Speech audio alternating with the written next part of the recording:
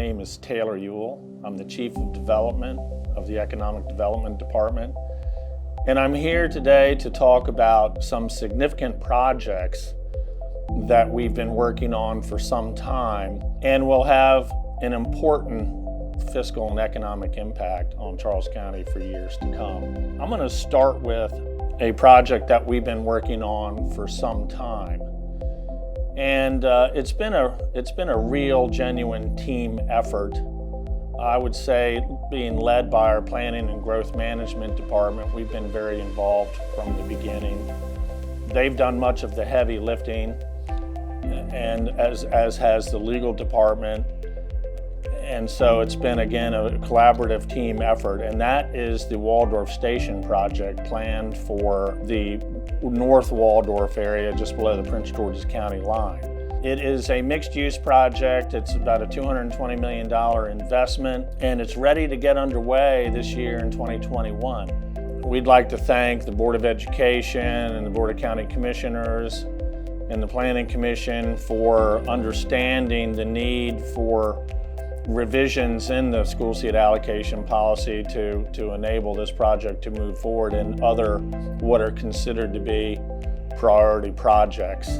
And priority projects are those criteria that are needed to meet that designation are a mix of uses. We'd like to see positive fiscal impact. In other words, it generates more taxes than it does fiscal expenses or general government expenses, including Board of Education.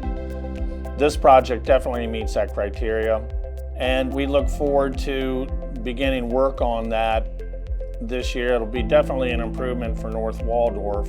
It replaces vacant, underutilized properties, the old Waldorf Motel, the Embassy Dairy, and I think will be a positive impact on the tax base in Charles County for decades to come. The second project we want to talk about is another one that we've been working on for some time.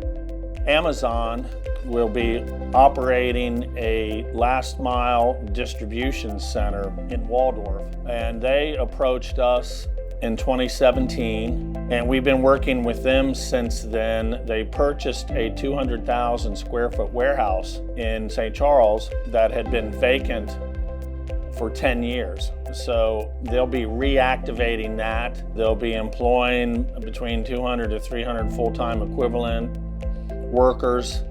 So that's very significant because it reactivates a property that's been long underutilized, and will also bring net new employment to Charles County. Again, it was a collaborative effort. Planning and Growth Management have been very instrumental in seeing this project forward, including the permit department. I can't thank them enough. Moving on to Kaiser Permanente. Kaiser Permanente just announced that they are going to develop a $100 million campus here in South Waldorf near White Plains on US 301. Kaiser Permanente first approached us in late 2019. What they were proposing at the time was just to establish a foothold in Charles County. They were proposing a 4,000 square foot walk-in clinic, outpatient clinic, with the possible intention of expanding to one of their hubs in future years, let's say within the next 5 years or so. And during their due diligence, I think Kaiser Permanente made the decision to go big, if you will. So that 4,000 square foot outpatient clinic grew into what they call one of their regional hubs. They're more along the lines of a 100,000 square foot campus with the option to expand another 60,000 square feet. They're projected to open first phase in 2025, so we'll very much look forward to having them here. Another key project is the U.S. Bomb Technicians Association location in Indian Head. They wanted a presence near NSWC. They have a lot in common. NSWC blows things up. U.S. Bomb Technician has a lot of expertise in blowing things up or otherwise preventing explosions. So they're a membership organization. They have members like Homeland Security, the FBI, many law enforcement agencies, and so forth. The great thing about, and they already have a small presence in Indian Head. They've got about 3 people there now. They want to eventually expand that to 8. When the pandemic starts to wane, we all start to get vaccinated and things get back to some sense of normalcy, they will be planning on having probably 8 to 12 events a year in Indian Head. They would like to utilize the Velocity Center in Indian Head. So we look very forward to them, ramping up and beginning their operations. But they've also had the effect, since they've got so many contacts and members, of attracting attention to Charles County and Indian Head. And a couple of the other firms that are now interested in having a presence in Charles County are ARA, which is a large multidisciplinary engineering firm. They also have an energetics group there. They are planning on bringing 10 to 20 employees eventually into Charles County, and they've committed to coming to Indian Head as well. A third company that wants to go to Indian Head is called Memzel. They are a high-tech production company, and their expertise is in nanofiber technology. They're on the short list to get a DoD grant to produce nanofiber technology COVID-19 masks. If that happens, they'll have an even larger presence than just a few people in Indian Head. They actually would want to open up a production facility somewhere in Charles County. That's yet to be determined, but we are working on 1 or 2 candidates for that. To wrap it up, talk a little bit about Maryland Airport. A new group, ADP, purchased the airport back in 2019. They're in the process of going through some improvements on the airport, in the airport, runway expansion. This is all in a master plan that was submitted some years ago. What the rezoning will accomplish, we feel, is that given the interest in companies located in Charles County and Indian Head specifically, is at some point, if we can manage to attract enough business, they're going to grow out of Indian Head pretty quickly, and you're going to be seeking to move north up into Bryan's Road, and we thought that the airport would be a appropriate area for companies of this nature to move into. When the airport was on the market, we probably had half a dozen prospective buyers come through our department and talk to the Board of County Commissioners at the time about acquiring the airport and locating their operations here. We stay in pretty regular contact with the current owners, and the interest in the airport has not subsided. They're biotech firms that are making inquiries about locating around the airport.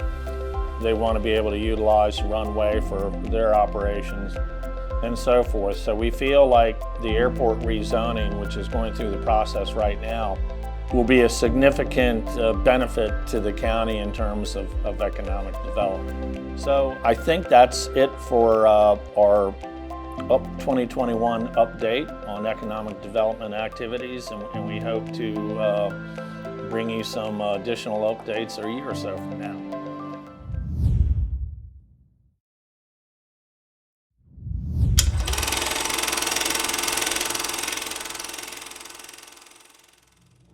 Martin Luther King Day was first celebrated in 1986, celebrating the life of a man who fought for the rights of the African American community. Martin Luther King Jr. was born on January 15, 1929 in Atlanta, Georgia. He was chosen to be the Montgomery bus boycott's leader and official spokesman. With his leadership, he preached a nonviolent approach. He worked with many to create the March on Washington, where he gave his famous "I Have a Dream" speech. Martin Luther King was assassinated in 1968 on the balcony of the Lorraine Hotel that now holds a museum that features civil rights events across the years, as well as King's life and the events leading up to his death. In his own words, freedom is never voluntarily given by the oppressor. It must be demanded by the oppressed.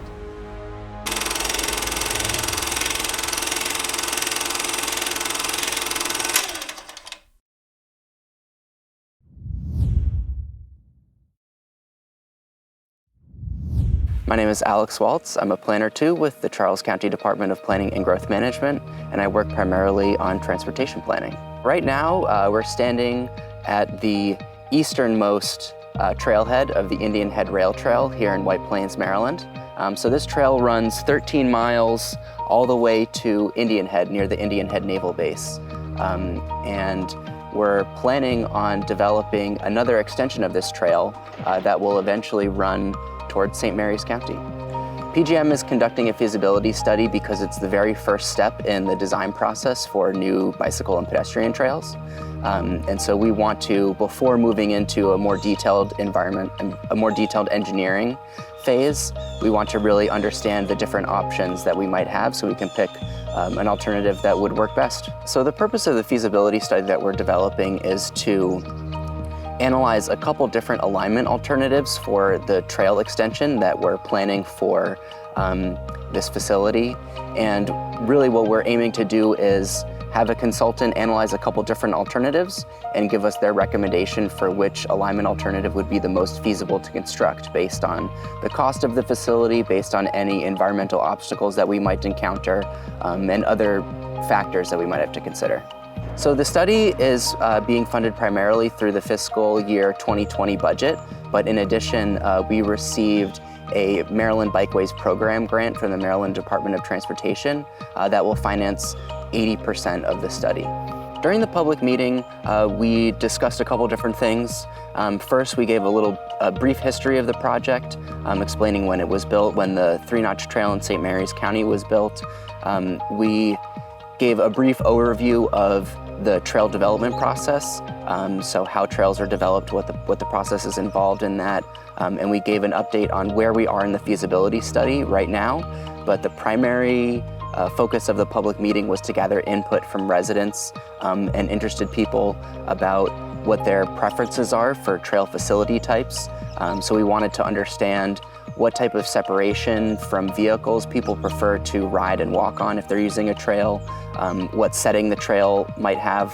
And we also wanted to introduce them to a survey and a web mapping tool that we're using to gather feedback about the study. And what we're hoping the survey and the web mapping tool will tell us is where people would like the trail to go to. So using the web mapping tool, you can draw your own alignment for the trail. And we also want to understand what destinations people would like the trail to access to. So we want to get a sense of what schools or parks or shopping centers people might want the trail to provide connections to. In addition to the public meeting, like I mentioned, we had been working with a consultant called Tool Design to develop kind of a 2-part public engagement tool. The first would be an online survey, and the second is an online web mapping tool. And the survey asks a series of questions about how often you bike or walk, what trail facilities you prefer to use, the setting for trails that you prefer, and then the web mapping tool will allow people to identify destinations that they would hope the trail would access, and also, like I'd mentioned before, draw different alignments that they think the trail should take. So thanks for your participation. It's really important that we get your feedback early on in this process so that we can make sure to incorporate all of your concerns into future development of the trail. If people would like to give feedback, please go to the link that's provided at the bottom of this video. Alternatively, feel free to give me a call or send me an email. I'd be happy to answer any of your questions and respond to any of your comments.